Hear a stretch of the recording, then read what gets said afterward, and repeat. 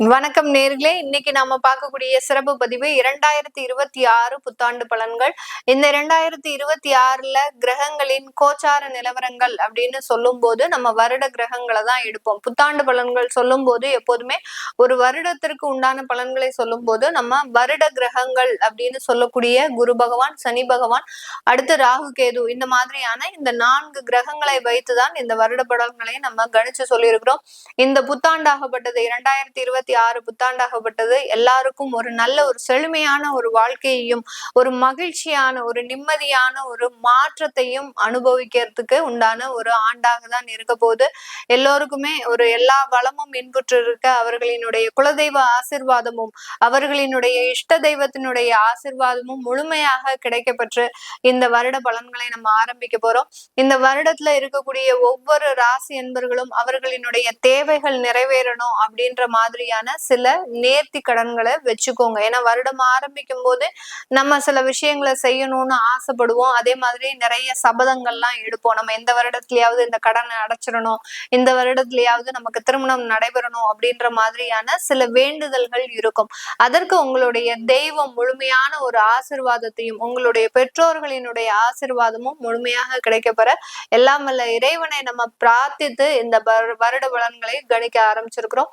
இந்த வருடத்துல இருக்கக்கூடிய இந்த கோச்சார கிரகங்களின் நிலவரங்கள் அப்படின்னு சொல்லும் போது குரு பகவான் வருடத்தின் ஆரம்பத்துல அந்த மிதுன ராசியில அந்த வக்ரத்தன்மையோட இருக்கிறார். அதுக்கப்புறம் ஜூன் மாசத்துக்கு மேல கடகராசியில உச்சம் பெறுகிறார். அப்புறம் அக்டோபருக்கு மேல அந்த சிம்ம ராசியில பயிற்சி ஆகிறார். அடுத்து சனி பகவான் ஃபர்ஸ்ட் ஆஃப் ஜூலை வரைக்கும் இயல்பு தன்மையோட இருக்கிறார். செகண்ட் ஆஃப் வக்ரத்தன்மையோட இருக்கிறார். ராகு கேதுன்னு சொல்லக்கூடிய அந்த நிழல் கிரகங்கள், சாயா கிரகங்கள் வருடத்தின் இறுதியில டிசம்பர் மாசம் தான் பயிற்சியாக போகுது. ராகு பகவான் கும்ப ராசியிலிருந்து மகர ராசிக்கும், கேது பகவான் சிம்ம ராசியிலிருந்து கடக ராசிக்கும் பயிற்சியாகி போறாங்க. இதனால என்னென்ன மாதிரியான ஒரு மாற்றங்கள் கிடைக்க போகுது அப்படின்றத இந்த பதிவுல தெளிவா பார்க்கலாம். இந்த சேனலை முதன்முறையா பாக்குறீங்க அப்படின்னா சப்ஸ்கிரைப் பண்ணிக்கோங்க. பெல் பட்டன்ல ஆல் ஆப்ஷன் சூஸ் பண்ணிக்கோங்க. தனுசு ராசி என்பர்களுக்கு இந்த 2026 ஒரு புத்துணர்ச்சியான ஒரு வருடமாக தான் இருக்கும். கடந்த ஒரு 5 வருடங்களாக மிகப்பெரிய ஒரு இழப்புகளை சந்தித்த இந்த தனுசு ராசி என்பர்களுக்கு இவர்களுக்கு இந்த 2026 தொடக்கம் ஒரு மிகப்பெரிய ஒரு உற்சாகமான ஒரு தொடக்கமாக இருக்கும். ஒரு கிட்டத்தட்ட ஒரு 7 மாதங்களுக்கு அந்த உற்சாகமான ஒரு அமைப்பு அப்படின்றது தொடர்ந்து இருக்கும். ஆஃப்டர் அந்த குரு பகவான் அந்த கடகராசிக்கு உச்சம் பெறும்போது ஒரு 3 மாதத்திற்கு அவர் 7வது மாசம் அதாவது ஜூன் மாசம் பயிற்சி ஆகிறாரு, உச்சம் பெற்று. அடுத்து அக்டோபர் மாதம் திரும்பியும் சிம்ம ராசிக்கு பயிற்சி ஆகிறார். இதனால அந்த இடைப்பட்ட ஒரு 3 மாதங்கள் கொஞ்சம் டஃப்பா இருக்கும். சில விஷயங்களை நீங்க போராடுறதுக்கு உண்டான ஒரு நேரம், மன ரீதியான ஒரு ஸ்ட்ராங் பொசிஷனை இழக்கக்கூடிய ஒரு தருணமாக இருக்கும். ஆஃப்டர்வர்ட்ஸ் பாத்தீங்கன்னா உங்களுக்கு இந்த வருடத்தின் இறுதியிலையும் நல்ல ஒரு அமைப்புகள் அப்படின்றது இந்த தனுசு ராசி என்பர்களுக்கு காத்துட்டு இருக்குது. ஏன்னா இந்த தனுசு ராசி என்பர்கள் லைஃப்ல இந்த மாதிரியான ஒரு சங்கடத்தை அனுபவிச்சிருக்கவே மாட்டாங்க. கடந்த காலத்துல எல்லாத்துலயும் பிரச்சனைகள், எதை தொட்டாலும் பிரச்சனை, என்ன செஞ்சாலும் பிரச்சனை, நம்மளும் எப்படியோ சில இதை சமாளிச்சு வெளியில வந்துடலாம் அப்படின்னு பார்த்தா கூட அதுல இருந்துலாம் வெளியில வர முடியாத அளவுக்கு எல்லா டோர்ஸுமே லாக் ஆயிருக்கு. எந்த வழியில திறந்தா நமக்கு நல்ல வாய்ப்புகள் வரும் அப்படின்னு எதிர்பார்த்துட்டு இருக்கிறீங்க. இந்த 2026 தொடக்கமே பாத்தீங்கன்னா வாய்ப்புகள் கூடி வரக்கூடிய ஒரு நேரமாக தான் இருக்கும். இந்த வாய்ப்புகள்னால உங்களுடைய வாழ்க்கை வளர்ச்சி அப்படின்றது அதிகப்படியான ஒரு மாற்றத்தை கொடுக்க போகுது. நிறைய லாஸ், எவ்வளவுக்கு எவ்வளவு நஷ்டப்படைய கூடாது அப்படின்னு நினைச்சீங்களோ அந்த அளவுக்கு நிறைய நஷ்டங்களை தொழில் ரீதியாக அனுபவிச்சிருக்கிறீங்க. அந்த நஷ்டங்களுக்கு எல்லாத்துக்குமே பதில் சொல்லக்கூடிய ஒரு வருடமாக தான் இந்த வருடம் இந்த தனுசு ராசி என்பவர்களுக்கு இருக்கும். அந்த தொழில் ரீதியான முன்னேற்றம் பாத்தீங்கன்னா உங்களுக்கு வாடிக்கையாளர் ரீதியாக இருக்கலாம், பொருட்கள் ரீதியாக அந்த குவாலிட்டியான ப்ராடக்டை சப்ளை பண்றதுனால உங்களுக்கு வாடிக்கையாளர்களை தக்க வச்சு கொள்ளக்கூடிய ஒரு சூழ்நிலை இருக்கும். அடுத்து பாத்தீங்கன்னா உங்களுடைய பொலைட்னஸ், உங்களுடைய நேர்மையான அந்த தொழில் நடத்தக்கூடிய ஒரு திறமை, இது எல்லாமே உங்களுக்கு தொழிலுக்கு மேலும் பலம் சேர்க்கக்கூடிய ஒரு விதமாக தான் இந்த தனுசு ராசி என்பர்களுக்கு இந்த 2026 மிகப்பெரிய ஒரு மாற்றத்தை கொடுக்க போகுது. 4ஆம் இடத்துல இருக்கக்கூடிய அர்த்தாஷ்டம சனி அப்படின்றது பாத்தீங்கன்னா நீங்க ரொம்ப ஃபாஸ்டா போயிட்டு இருப்பீங்க. அப்படியே ஒரு ஸ்பீட் பிரேக்கர் மாதிரி அந்த அர்த்தாஷ்டம சனி. ஒரு இடத்துல ஏதாவது ஒரு ஓய்வு எடுக்கணும் அப்படின்ற மாதிரியாக அந்த களைப்பினுடைய உச்சத்திற்கு போகக்கூடிய ஒரு தருணம். அந்த மாதிரியாகலாம் இருக்கும்போது நீங்க வருடத்தின் தொடக்கத்திலேயே யோகா சம்பந்தப்பட்ட சில மெடிடேஷன் பயிற்சி எல்லாம் எடுத்துக்கோங்க. எடுத்துக்கிட்டீங்க அப்படின்னா அந்த அர்த்தாஷ்டம சனி எந்த ஒரு பாதிப்புகளையும் இந்த தனுசு ராசி என்பர்களுக்கு கொடுக்காது. வேலை ரீதியாக வெளியூர்ல இருந்தாலும் வெளிநாட்டுல இருந்தாலும் இங்க இருந்தாலும் உங்களுக்கு நிறைய ஒரு ஒரு சுகமான ஒரு அனுபவங்கள் அப்படின்றது இருக்கும். வேலையில எந்த ஒரு பிரச்சனையும் இருக்காது. ஆனா உங்களுடைய உடல் ரீதியான சில பிரச்சனைகள் தான் அங்க ஒரு மன தாக்கத்தை ஏற்படுத்தக்கூடிய ஒரு அமைப்பாக இந்த தனுசு ராசி என்பவர்களுக்கு இருக்கும். அதனால நீங்க மெடிடேஷன் அப்படின்றத வருடத்தின் தொடக்கத்திலேயே ஆரம்பிச்சிட்டீங்க அப்படின்னா அந்த அர்த்தாஷ்டம சனி மிகப்பெரிய அளவுக்கு பாதிப்பை கொடுக்காது. சொத்துக்கள் வாங்கும் போது அதாவது புதிதாக வீடை கட்டணும் அப்படின்னு நீங்க நினைக்கிறத விட ஏற்கனவே கட்டின வீட்டை நீங்க ஒரு விலைக்கு வாங்குனீங்க அப்படின்னா அங்க ரெனோவேஷன் பண்ணிக்கோங்க. அது பண்ணிக்கிட்டீங்கன்னாலே போதும். பெரிய அளவுக்கு சொத்துல இன்வெஸ்ட்மெண்ட் பண்ணாதீங்க. ஏன்னா சொத்துல இன்வெஸ்ட்மெண்ட் பண்ணுனீங்க அப்படின்னா இந்த காலகட்டம் உங்களுக்கு மிகப்பெரிய அளவுக்கு அது விரயங்களாக போகக்கூடிய ஒரு தருணமாக இருக்கும். சொத்தை பொறுத்த மட்டுக்கும் நீங்க அது ஒரு செகண்ட் சோர்ஸ் ஆஃப் இன்கமாக தான் இந்த 2026 இந்த தனுசு ராசி அன்பர்கள் வச்சுக்கணும். நீங்க சொந்த வீட்டுல இருக்கணும், சொந்த வீட்டுல நம்ம வாடகை இல்லாம இருக்கணும் அப்படின்னு நினைக்கிறத விட ஒரு இடத்துல இருந்து உங்களுக்கு சொத்துக்கள் மூலமாக ஒரு இன்கம் வந்துச்சு அப்படின்னா அது ஒரு மிகப்பெரிய ஒரு மாற்றங்களை உங்களுடைய வாழ்க்கையில கொடுக்கும். அதனால அந்த சொத்துக்கள் ரீதியான சில முடிவுகள்லாம் எடுக்காம இந்த 2026 அந்த சொத்துக்கள் மூலமாக ஒரு செகண்ட் சோர்ஸ் ஆஃப் இன்கம் எப்படி ரெடி பண்றது அப்படின்னு பாத்தீங்கன்னா மிகப்பெரிய அளவுக்கு மாற்றங்கள் இருக்கும். தங்கத்துல பெரிய அளவுக்கு முதலீடு பண்ணிக்கோங்க. அதாவது வருடத்தின் முற்பகுதி வரைக்கும், ஜூன் மாதம் வரைக்கும். அதுக்கப்புறம் தங்கத்துல முதலீடு செய்யாதீங்க. அது செஞ்சீங்க அப்படின்னா மிகப்பெரிய அளவுக்கு இழப்புகளை கொடுத்துருக்கும்.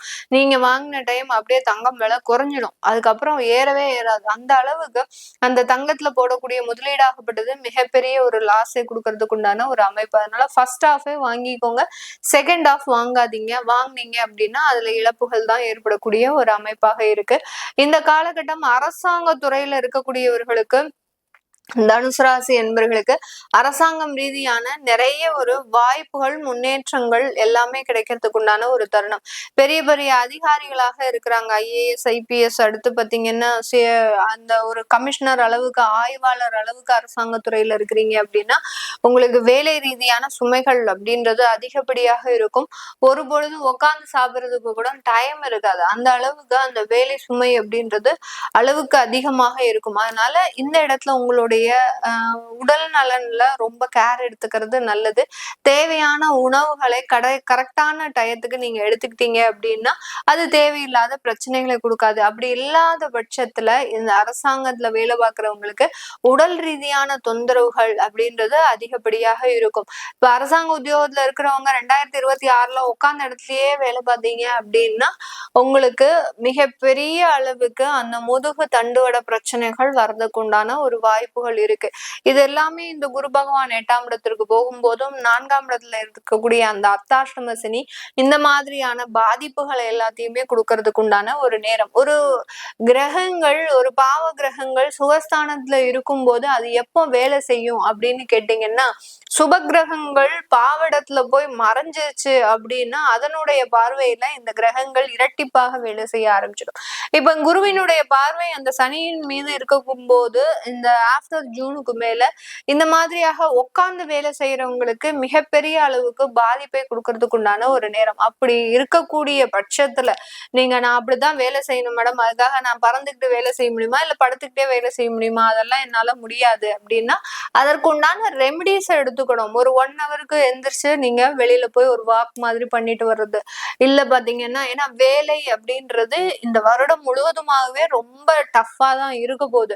உங்களுக்கு கொடுத்த டார்கெட்டும் கூட அளவுக்கு அதிகமாக இருக்கும். இது எல்லாத்தையுமே நிவர்த்தி செய்து வரணும் அப்படின்னு கேட்டீங்கன்னா முதல்ல சுவர் இருந்தாதான் சித்திரம். அதுக்கப்புறம் தான் நீங்க நல்லா இருந்தாதான் அந்த வேலையுமே செய்ய முடியும். அதனால அதற்குண்டான சில ரெமிடிஸை எடுத்துக்கோங்க. அதிகப்படியான கோயில் வழிபாடு, உங்களுடைய குலதெய்வத்திற்குண்டான வழிபாடு, உங்க ஊர் காவல் தெய்வங்களே நல்லெண்ணெய் சாற்றி வழிபாடு பண்ணுங்க. இதெல்லாம் செஞ்சுட்டே வந்தீங்க அப்படின்னா மிகப்பெரிய அளவுக்கு மாற்றங்கள், பிரச்சனைகள் வராமல் தவிர்க்கிறதுக்கு உண்டான ஒரு தருணம். அதே மாதிரி தனுசு ராசி என்பர்கள் இந்த 2026ல நீங்க என்ன வேலை செய்றீங்களோ, என்ன சாப்பிடுறீங்களோ இல்லையோ, வீக்லி ஒன்ஸ் எண்ணெய் தேய்ச்சி குளிச்சுடுங்க. குளிச்சிட்டீங்க அப்படின்னா மிகப்பெரிய அளவுக்கு அந்த அர்த்தாஷ்டம சனி பாதிப்பை கொடுக்காது. அப்படி இல்லாத பட்சத்துல எங்களுக்கு நாங்க வெளிநாட்டுல இருக்கிறோம், இங்கெல்லாம் எண்ணெய் தேய்ச்சி குளிக்க முடியாது அப்படின்றவங்க அட்லீஸ்ட் அந்த பாதத்தையாவது கழுவிக்கிட்டே வாங்க. அதாவது வெளியில போயிட்டு வர்றீங்க அப்படின்னா ஒரு பாடி வாஷ் பண்ணிக்கிறது, இந்த மாதிரியாக அந்த துஷ்ட சக்திகள், தீய சக்திகள் அப்படின்றது வெளியிடத்துல அதிகப்படியாக இருக்கும். அதுல இருந்து காப்பாத்திக்கிறதுக்கு நீங்க இதை செஞ்சுக்கிட்டீங்க அப்படின்னா மிகப்பெரிய ஒரு மாற்றங்களை கொடுக்கறதுக்கு உண்டான ஒரு நேரமாக இருக்கும்.